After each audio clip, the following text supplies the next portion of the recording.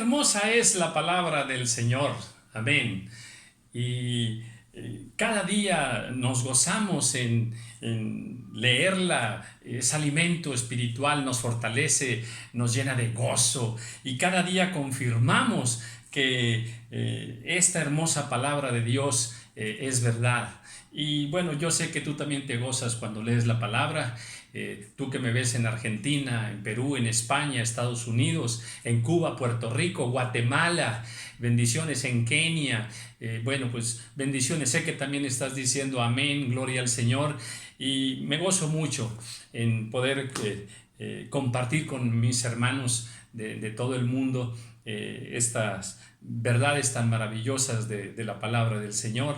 Y bueno, cuando nosotros leemos su palabra, hay un gozo maravilloso y Dios nos da una luz acerca de todas las cosas en su gran sabiduría, como el conocedor de todos los tiempos y del corazón del hombre, y, en fin, y podemos descubrir verdades tan maravillosas que Dios dejó en su palabra para nosotros. Nos gozamos en ello. Cuánto amamos la ley de Dios, todo el día es ella nuestra meditación. Amén, aleluya. Hay un gran gozo. Y bueno, en el libro de segunda de Pedro, en el capítulo 3, el versículo 16, hablando sobre la misma palabra, ahí dice así, dice casi en todas sus epístolas, hablando de ellas, dice, de estas cosas. Está hablando Pedro acerca de las epístolas de Pablo, y luego dice, entre las cuales hay algunas difíciles de entender, las cuales los indoctos e inconstantes tuercen. Bien, bien. Bueno, pues todo esto está en el plan de Dios, ¿verdad? Que algunas escrituras son muy fáciles de entender. Sí, por ejemplo, todo lo puedo en Cristo que me fortalece. Eso es maravilloso escucharlo, entenderlo. Y es una verdad preciosa.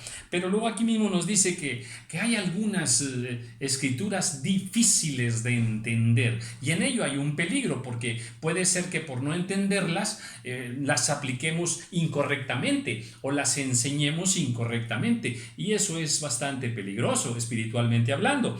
Entonces, sí, hay algunas escrituras difíciles de entender y bueno, yo personalmente me he encontrado con muchas escrituras que me es muy complicado, me es muy difícil y bueno, tengo alguna opinión de esas escrituras, pero pues no estoy muy convencido de que esa sea la revelación correcta de esas escrituras. Así es que he titulado esta enseñanza de hoy, por favor, ayúdame a entender esto. Y bueno, voy a compartirte 10 escrituras que son un poquito complicadas para mí y bueno, yo ruego en el Señor que si tú tienes alguna revelación acerca de estas escrituras y quisieras compartírmelo, bueno, pues yo te lo agradecería mucho en el Señor. Y bueno, pues comenzaré por esta. En Primera de Corintios 15:29, una escritura, digamos que, bueno, está ahí, hemos pasado por allí, pero quizás no nos hemos detenido mucho en leerla y para interpretarla.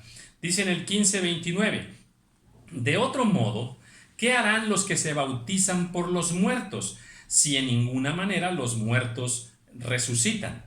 ¿Por qué pues se bautizan por los muertos? Cada vez que yo paso por esta escritura, pues se me hace un poquito complicado, ¿verdad? Aquí Pablo nos está diciendo que hay algunos que se bautizan por los muertos. Y bueno, uno pudiera decir, bueno, es que en esta Biblia, ¿verdad? Así lo dice de esa manera, pero en esta otra lo explica de otra, o en esta otra versión lo explica de otra manera. Y pues no es tan fácil así, porque por ejemplo, cuando yo tengo también aquí en mis manos, uso mucho también el Nuevo Testamento interlineal, donde está basado el griego y el español. Digamos, viene en griego y luego viene en español la traducción directa, pues encuentro que lo dice de la misma manera. Entonces, no es una cuestión de traducción, sino que el original griego también lo dice de esa forma. Entonces, Entonces, ¿qué? No entiendo. Había algunos que se bautizaban por los muertos. ¿Y por qué lo hacían? ¿En qué se basaban para hacerlo? ¿Se puede uno bautizar por sus papás que no conocieron del Señor y que ya murieron? No sé, no sé. Yo solo estoy reflexionando y bueno, ya dije, ¿verdad? Que hay cosas que yo no las entiendo muy bien y que, bueno, Dios no me ha dado luz al respecto, pero si alguien entiende más de esto, pues por favor, ayúdeme un poquito. En Levítico 22:11 dice, por ejemplo, que no te vestirás de lana y lino juntamente al mismo tiempo. O sea, ahí la Biblia enseña que no debíamos traer, por decir, un pantalón de lana con una camisa de lino. Interesante, ¿verdad?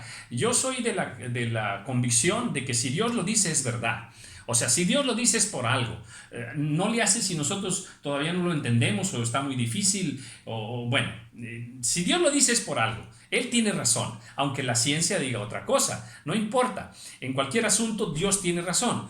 Pero, pues yo me he puesto a pensar, ¿por qué lana y lino? ¿Por qué no? Tengo una teoría, pero a lo mejor después se la comento. Ahorita simplemente quiero decirle, este versículo me causa a mí un poquito de problema para entenderlo bien. En San Juan 17:9, el Señor ha orado y está hablando y luego ahí Él dice que Él no ruega por el mundo, sino por los que del mundo me diste. Y bueno, ¿cuáles eran las oraciones del Señor? Pues Él oró por Jerusalén, oró por Pedro para que su fe no faltara. ¿Por qué oró el Señor? Oró por su pueblo, por sus discípulos para que fueran uno. Pero aquí Él dice que Él no ruega por los del mundo. No ruega por el mundo, dice, ruego por los que del mundo me diste. Interesante. ¿Cómo aplicar eso de que Jesús no ruega por el mundo? No sé, no lo dimensiono bien. Ayúdame a entenderlo un poquito, por favor, ¿eh? Luego en Deuteronomio 23:18 hay una escritura también interesante que también cuando uno lo lee dice, ay, ¿cómo? Si casi casi para nosotros, va a hablar del perro, ¿eh? Pero para nosotros el perro es el mejor amigo del hombre, según nos han dicho por ahí, pero en el 18, repito que es 23:18 de Deuteronomio, dice así, dice, no traerás la paga de una ramera, ni el precio de un perro a la casa de Jehová tu Dios, por ningún voto. Dice, porque abominación es a Jehová de Dios tanto lo uno como lo otro. Ay, ay, ay, a ver, a ver, a ver. No traerás a la casa de Dios ninguna ofrenda, ningún voto. Aplícase para ofrenda, para diezmo y demás, ¿verdad? De la venta de un perro. Dice, ni de una ramera, porque las dos cosas son igual.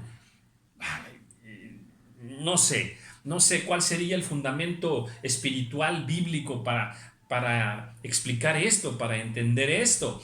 Y bueno, igual, me declaro así neófito en esto y bueno, ojalá pueda yo escuchar alguna opinión espiritual de lo que Dios te ha revelado a ti.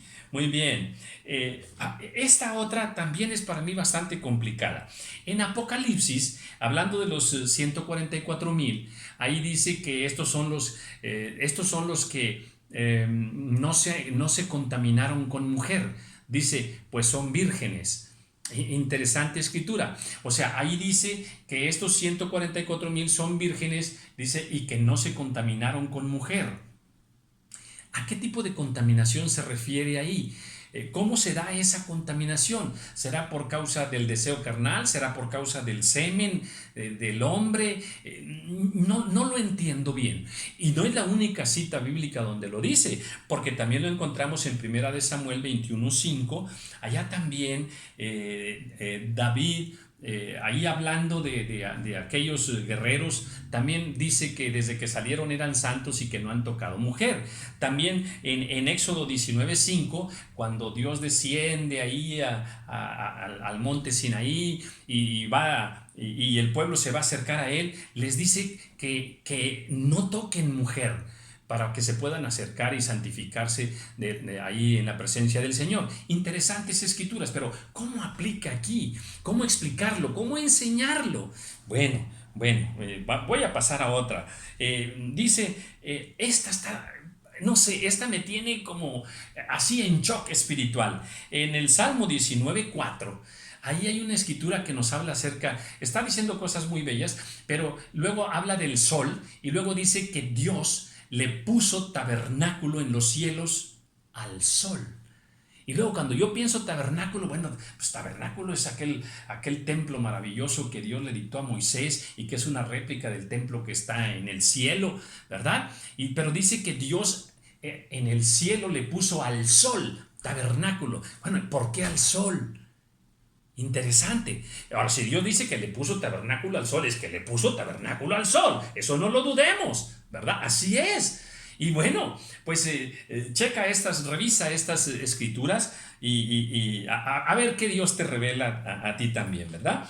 Luego dice que esta escritura, me tiene más loco más confundido que el anterior, ¿eh? En Ezequiel 46:1 hay una escritura fantástica allí. Mire, esa escritura habla acerca del templo y específicamente habla de la puerta del atrio interior. Y dice, bueno, esa puerta pues es muy especial, ¿verdad? Pero ahí dice cuándo se debía abrir la puerta. Entonces dice así: así ha dicho Jehová el Señor, la puerta del atrio interior que mira al oriente estará cerrada los 6 días de trabajo. Luego dice, el día de reposo se abrirá. Y escuche lo que dice ahora. Se abrirá también el día de la luna nueva. Fíjense, no estamos hablando de luna llena, ¿eh? La luna llena no aparece en la Biblia. Bueno, pero aquí dice que de la luna nueva. O sea, ¿qué tiene que ver la luna en que en ese día de luna nueva se tenía que abrir la puerta del atrio interior del templo? Es que esto es interesantísimo. ¿Por qué la luna? ¿Por qué mandato para que al estar la luna oscura por completo, porque esa es la luna nueva cuando va a comenzar a brillar apenas, ¿verdad? ¿Por qué ese día sí se tenía que abrir la puerta del templo? La puerta del templo. Increíble. Por favor, ayúdenme a entender esto. A ver hasta dónde alcanzo otros versículos, ¿eh? Bueno, aquí tengo este. En 1 de Juan 5:16, ahí dice que hay pecados que son de muerte, por los cuales yo no digo que se pida. Uy, para empezar, pecados de muerte. O sea, ese nivel de pecado, qué interesante. Pecados que merecían la muerte. ¿Cuáles son esos pecados? Y dice que por eso no se pida. Interesantísimo. Bien, pasemos a otra. En 1 de Pedro 3:6, ahí empieza a hablar desde el 1, a dar consejos matrimoniales y demás, relación hombre-mujer. Y luego en el 6 cierra muy bonito y dice ahí que como Sara obedecía a Abraham y le llamaba Señor y todo eso, y da a entender que ese debe ser el comportamiento de las hijas del Señor. Pero al final del versículo dice, sin temer ninguna amenaza. Esa expresión, sin temer ninguna amenaza. Interesante. ¿Qué quiere decir eso? ¿Cómo se aplica? ¿A quién se lo está diciendo? Sin temer ninguna amenaza. A mí eso me suena bastante interesante y quiero terminar con la suerte. Mire, la suerte aparece en la Biblia en muchos versículos. Es más, en la versión Reina Valera, que es la que yo uso, hay como 92 versículos que hablan de la suerte. En ellos, como 80 sí habla de la suerte en calidad de suerte, ¿verdad? Bueno, pero Dios nunca habla mal de la suerte. En Salmos 16:8 dice que tú sustentas mi suerte. Proverbios 16:33 dice que la suerte se echa en el regazo. También que la suerte pone fin a los pleitos, dice en otra escritura. O sea, la suerte está allí. El apóstol, después de que Judas ya no es apóstol, al nuevo apóstol lo seleccionan ¿cómo? Echando suertes. Los soldados echaron suertes para la ropa de Jesús. Y bueno, por suerte se repartía la tierra y demás. En fin, interesante. ¿Existe la suerte? ¿Cómo se aplica la suerte ahora? No lo sé, no lo entiendo muy bien. Entonces yo quería compartir esto contigo para decirte, por favor, ayúdame. Ayúdame a entender esto. Que Dios les bendiga. Amén.